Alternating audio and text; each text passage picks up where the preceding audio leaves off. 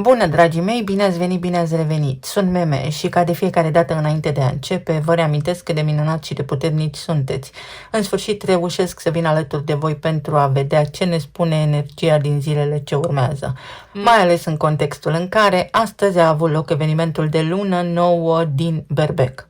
Iar acest eveniment de lună nouă din Berbec s-a petrecut cu 9 zile înainte de intrarea lui Uranus în Gemeni. Vom vorbi despre energie la nivel de potențial, despre ce înseamnă această lună nouă din Berbec, care s-a întâmplat după marea conjuncție dintre Saturn și Neptun din Berbec, de la 0 grade, care înseamnă pântecul. În Berbec avem mai multe corpuri cerești, și anume pe Marte, care este și locomotiva acestui eveniment de lună nouă din Berbec, îl avem pe Mercur, pe Neptun, pe Saturn, Luna, Soarele, îl avem pe Chiron, care a fost în strânsă conjuncție cu acest eveniment de lună nouă, dar și pe Eris. Și ultima dată când planetele s-au mai înghesuit așa, unele în celelalte, în semnul Berbecului, formând un stelium, cum îi se spune în astrologie, a fost în anul 1821. Iar acel an a fost unul care a marcat o explozie culturală și nu numai, pentru întreaga omenire. Asta se va întâmpla și de acum înainte, pentru că avem o fereastră de 9 zile până ce Uranus se va instala confortabil în Gemeni pentru următorii 7-8 ani, pentru că va mai și retrograda. Asta se va întâmpla și pentru noi acum. Sigur, dacă nu suntem precum încuiații din Harry Potter, care nu aveau abilitatea de a trece prin zid, adică de a lucra cu frecvențele energetice în materie. Este foarte important să înțelegeți că această lună nouă, și tocmai de aceea mi-am făcut timp, deși sunt pe ultima 100 de metri, să vorbesc despre asta astăzi. Nu scriem un nou capitol pe curat. Scriem acolo unde anterior am rupt pagina, sau poate am greșit, sau poate am șters. Pentru că arhetipul lui Chiron este acela al abandonului, al fricii. El a fost abandonat de mama sa din cauza că i-a fost rușine cu el, considerându-l o abominație. Este fiul nimfei Filira și al lui Cronos, care, deși pe linia lui Cronos era zeu, a trăit și a avut parte de o experiență umană. Iar aici fiecare dintre voi poate citi printre rânduri exact ceea ce am vrut să spun. Cine nu, s-o ia ad literam. Chiron reprezintă rana sau incapacitatea noastră de a porni, de a face niște lucruri, sau incapacitatea noastră de a ne schimba, pentru că Berbecul vorbește despre identitate, despre a fi. Iar fi reprezintă golden ratio, numărul de aur. Oul cosmic și numărul de aur. Să vedem ce ne aduce acest eveniment de lună nouă și către ce ne trage Marte, el fiind locomotivă. Către alchimie, scurt, clar și la obiect. Către a sparge vechea structură din viața noastră, către a înțelege că dacă ceva nu funcționează în viața noastră, avem puterea de a o schimba. Energia acestui moment marchează ideea că trebuie să facem altceva, să nu repetăm istoria și, mai presus de asta, să avem curajul de a iniția ceva, într-o formă foarte coerentă. De asemenea, Marte și Saturn au fost în conjuncție astăzi.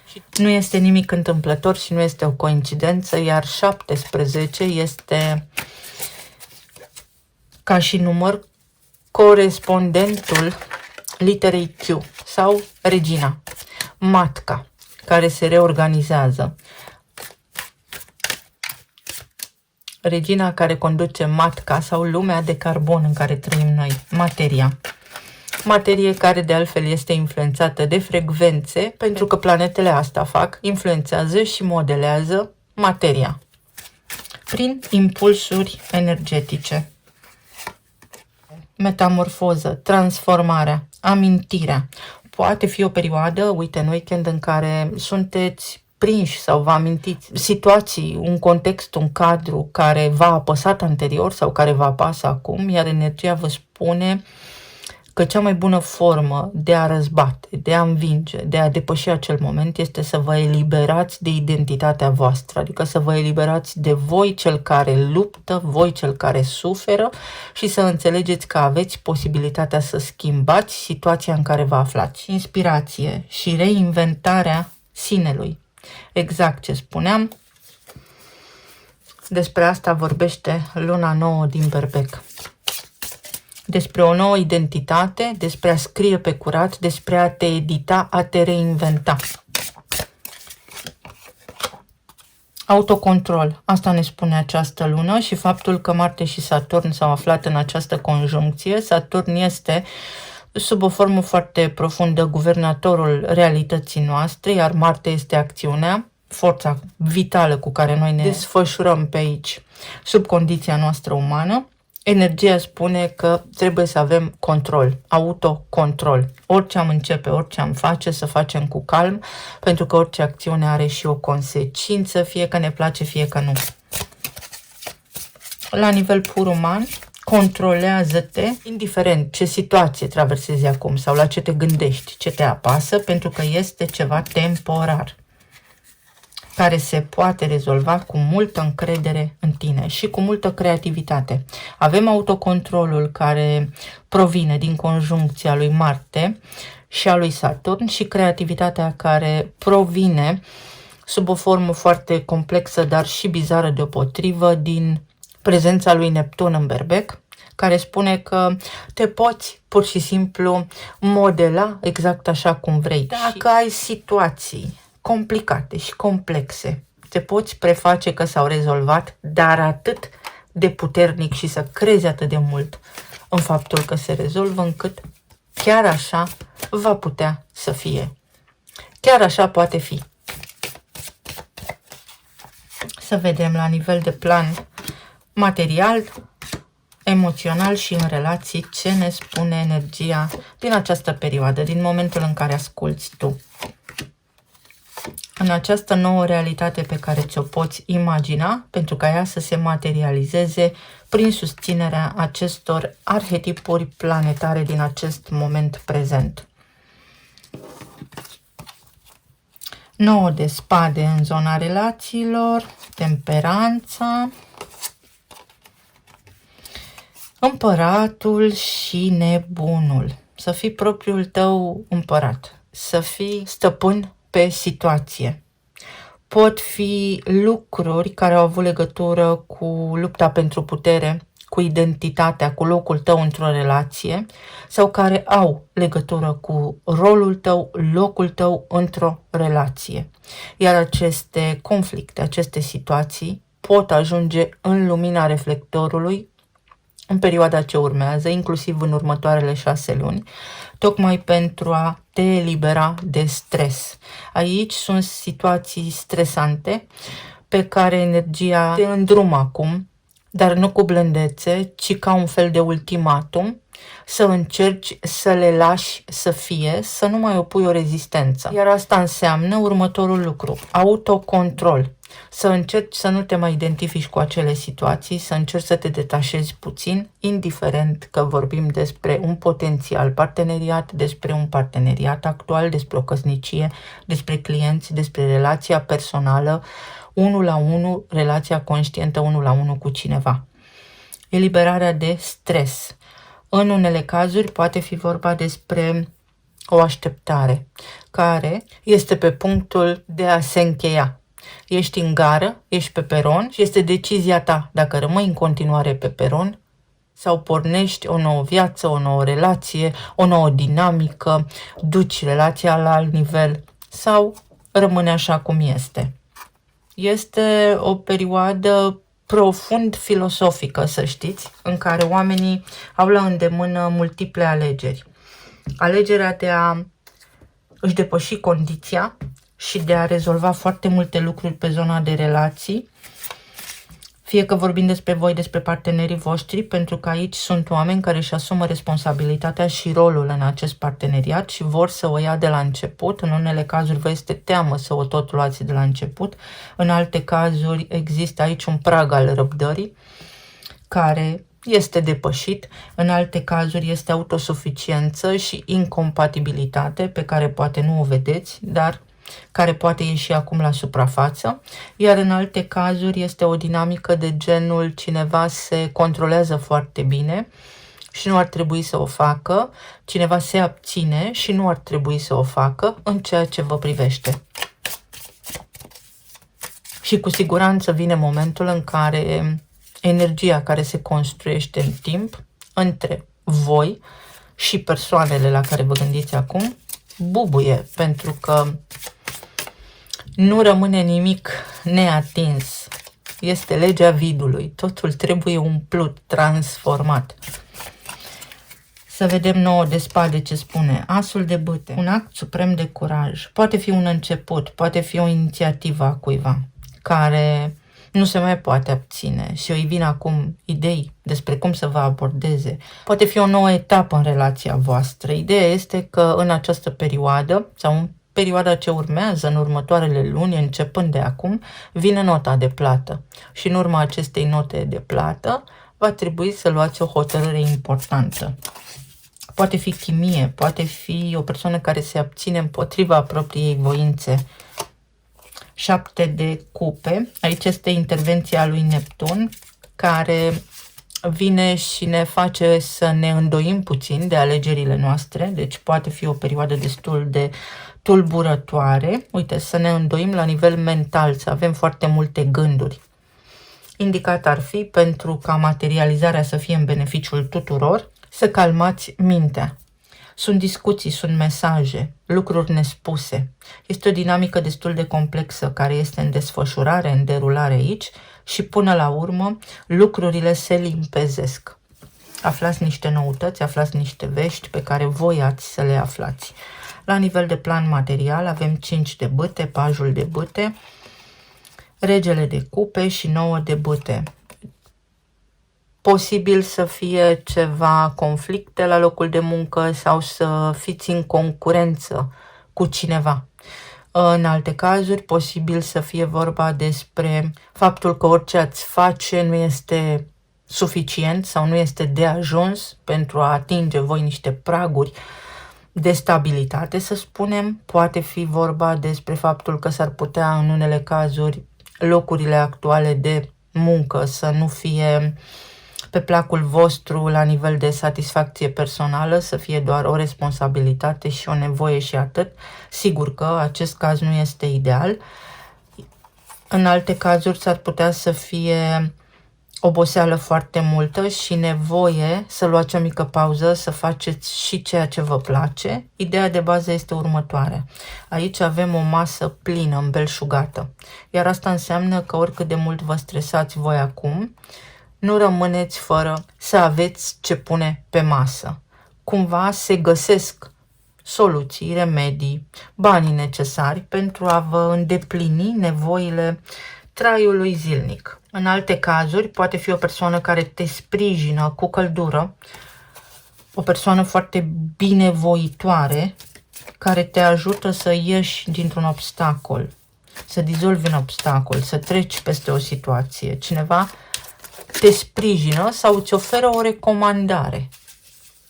Este vorba despre o recomandare aici. Eremitul. Controlează-te, nu fi reactiv în această perioadă, orice s-ar întâmpla, și dacă ai provocări financiare și dacă la locul de muncă situația poate nu îți creează neapărat confortul necesar, ai un pic de răbdare, fii puțin creativ, încearcă să ignori anumite lucruri cât se poate, desigur, pentru că este temporar. Și împărăteasa.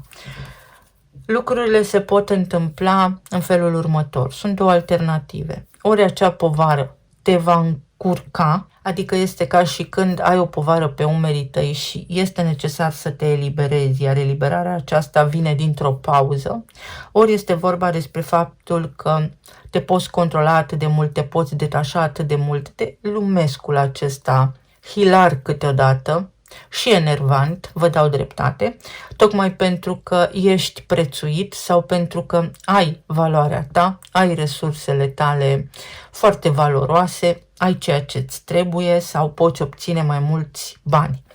Este vorba și despre contabilitate aici, despre taxe, despre impozite, despre casa scorpionului sau despre resursele împărțite cu ceilalți. Pot fi niște discuții despre cine cât cheltuie și puteți ajunge la un consens. Emoțional, avem 8 de monede, soarele, înaltul preot și spânzuratul. Meriți să fii bine. Și dacă tu crezi asta, așa va fi. Aici avem energia unui om care face lucrurile cinstit, care merită pe deplin să fie bine, și care poate să fie extraordinar de bine, pentru că nu este lăsat singur, pentru că primește în permanență informații din câmpul de energie. Intuiția lucrează, trebuie doar să o ascultați și veți vedea că din aproape în aproape veți găsi soluția de care aveți nevoie. În altă ordine de idei, la nivel amoros, să spunem, este vorba despre o perioadă în care se depune un efort consistent și considerabil pentru ca lucrurile să meargă bine, așa cum v-ați înțeles în faza inițială sau așa cum au fost la început, curate, fără să aveți de împărțit ceva unul cu celălalt. La nivel medical poate fi vorba despre a nu sta pe gânduri, ci a interveni asupra acelor lucruri mărunte, senzații sau poate sunt mai complicate, mai complexe simptome, pentru a nu pierde timpul. Este nevoie să vă asumați sănătatea propriului vostru corp, pentru că nu face nimeni miracole din exterior, tonul îl dați voi.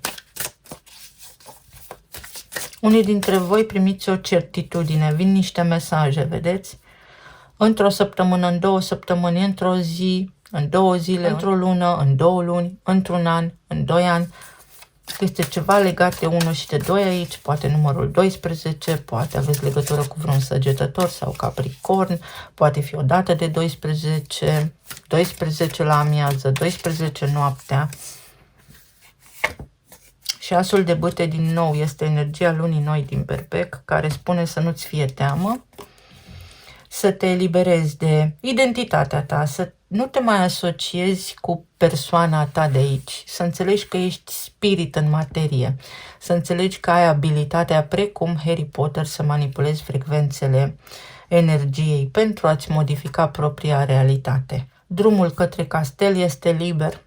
Castelul este simbolul puterii unde regăsim regele și regina, adică autoritatea supremă, poate fi o deschidere de drumuri către o autoritate, o soluție din partea unor autorități sau pe cale juridică, ceva să se rezolve.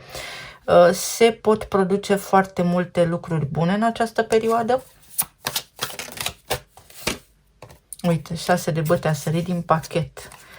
A cerut să iasă. Este fix așa. Trebuie să ai mai multă încredere în tine însuți sau însăți și nu este de ajuns să știi doar tu. În perioada ce urmează, indicat ar fi să fii vocal, să faci ceea ce ți-e bine, să faci lucrurile care sunt necesare pentru traiul tău aici, pentru buna ta stare, pentru că acest drum începe din momentul prezent și merge către castel și dintr-un simplu sătean poți ajunge rege. Metaforic vorbind, adică poți urca, poți rezolva, se pot rezolva niște lucruri, valoarea ta crește și în ochii tăi, și în piața muncii, dar și în ochii partenerilor, fie a partenerului de viață, fie a clienților, produsul tău să fie unul excelent, fie în orice nivel sau la orice nivel te gândești. Să vedem ce ne spun talismanele.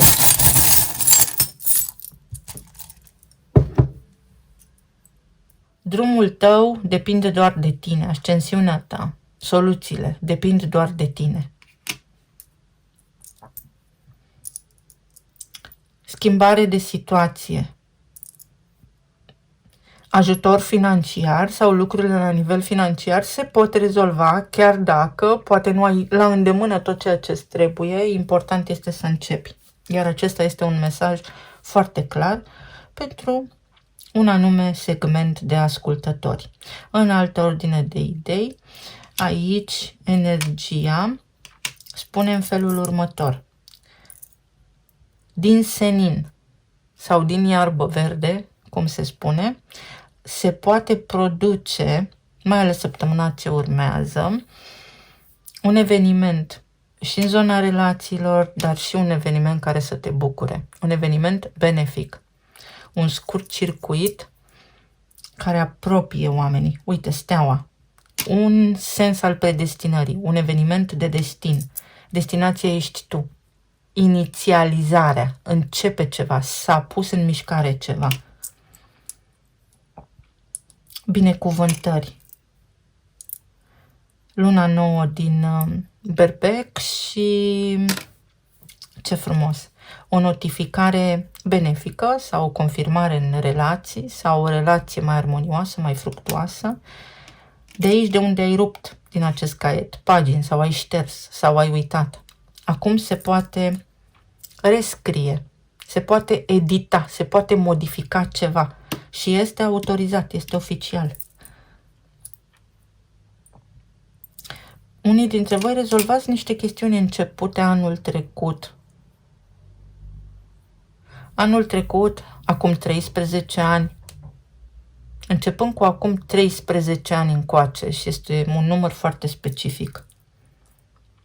O situație care poate nu v-a susținut sau ceva, o decizie pe care ați luat-o atunci care poate nu v-a urcat atât de sus precum ați fi vrut voi. Avem și o pisicuță și o umbrelă care este închisă. Intuiția te ghidează, intuiția ta te pune la adăpost, să fii bine, să fii confortabil cel puțin. Uite, prosperitate, succes și onoare. O inimă plină din nou, arhetipul peștilor. Momentan în pești și fecioară avem încă nodurile lunare. Asta înseamnă ideea de colectiv. Pe de o parte nu trebuie să urmezi turma, nu trebuie să faci ce fac alții. Dacă de alții depinde decizia ta, nu te aștepta la vreo minune. Decizia ta sau deznodământul în urma unei decizii îți aparține în totalitate, este în mâinile tale norocul tău, iar inițialele sunt E, N, Q, X și Y. Aici avem limba engleză, care este limba magicienilor, litera Q, care este numărul 17, fix numărul de astăzi, X și Z. Axa spațiu-timp sau cromozomul genului masculin. Mai poate fi și patriarhatul. Se predă ceva, se predă o ștafetă. Nu este finalitatea, nu este ideea fixă, nu este finalitatea, nu este soluția fixă. Se poate modifica ceva. De la zero. Nu contează. Nu trebuie să te gândești cum. Neocortexul. O nouă abordare, o nouă percepție, un nou context. Printr-un filtru diferit.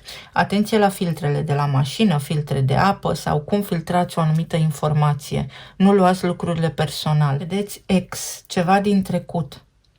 Se pot repeta anumite situații sau poate fi inclusiv ceva legat de trecut care se iasă acum la suprafață. Și nu vorbim doar despre o persoană, vorbim despre un fel de a fi, un mod de a fi, care cere acum înlocuirea, turnuri înalte. Și nu vorbesc despre turnul din tarot, vorbesc despre o rețea foarte mare de oameni, despre faptul că ai locul tău, că poți urca într-o clădire, poți avea succes, poți fi la ultimul etaj, poți sta într-un penthouse. Dintr-un penthouse ai vizibilitate deplină. Deci tu asupra lucrurilor la care te gândești acum, poți avea în perioada următoare vizibilitate deplină și este cu final, cu închidere de situație. Eu vă mulțumesc foarte mult. Vă doresc să aveți un weekend minunat, să fiți bine, sănătoși și iubiți și să ne reauzim cu bine de săptămâna viitoare începând. Pa, pa!